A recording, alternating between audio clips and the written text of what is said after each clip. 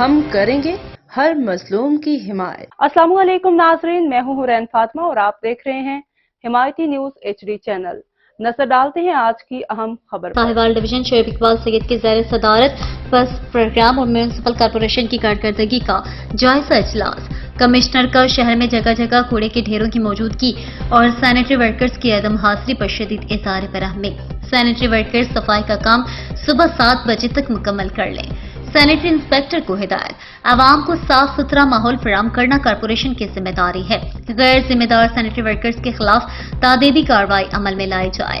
راجباہ نائنل کی green belt کو بھی مکمل صاف کرنے کا حکم۔ گرین بیلٹ پر قائم عارضی ویگن اسٹینڈز فوری ہٹائے جائیں اور کوئی ریڑھی گرین بیلٹ پر نہ کھڑی ہو۔ شہر میں عارضی تجاوزات کے خلاف کارروائیاں روزانہ کی بنیاد پر کرنے اور مڈھالی روڈ پر قائم تجاوزات کو مستقل بنیادوں پر دور کرنے کی بھی ہدایت۔ مزید خبروں اور اپڈیٹ سے باخبر رہنے کے لیے دیکھتے رہیں حمایتی نیوز HD چینل۔